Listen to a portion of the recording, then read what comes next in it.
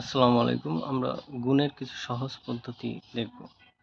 এখানে 2 digit 32 into 11 এর গুণফল। আমরা প্রথমে 32 into 11, এখানে ফার্স্ট 2 ডিজিট হচ্ছে 32।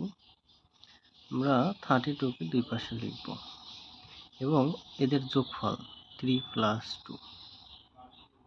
তাহলে কত হয়? 3 plus 2 হচ্ছে 5, তাহলে 352 হতে এর 32 into 11 এর গুণফল কত হবে? 352। আরেকটা যদি 27 into 11, তাহলে এক্ষেত্রে আমাদের ফার্স্ট 2 ডিজিট হচ্ছে 27, আমরা দুই পাশে 27 লিখব প্লাস 27 এর যোগফল 2 plus 7, তাহলে কত হয়? 2 7 আর 2 হচ্ছে 9 7। আমরা যদি আরেকটা দেখি 47 into 11, তাহলে এক্ষেত্রে আমরা একই কাজ করব। এখানে প্রথমে 47 আছে প্লাস 4 plus 7 এর যোগফল।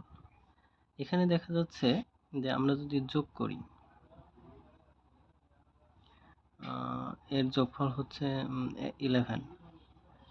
এক্ষেত্রে দেখা যাচ্ছে এর মান হচ্ছে 10 এর বেশি আসছে। সেক্ষেত্রে আমরা কি করব, যে এখানে 11 এর ফার্স্ট ডিজিট প্রথমটার 4 এর সাথে যোগ হবে 1 7, তাহলে অ্যান্সার কি হয়? 5 1 7। আমরা যদি 3 ডিজিটের গুণ দেখি একটা, যেমন 505 গুণ 11।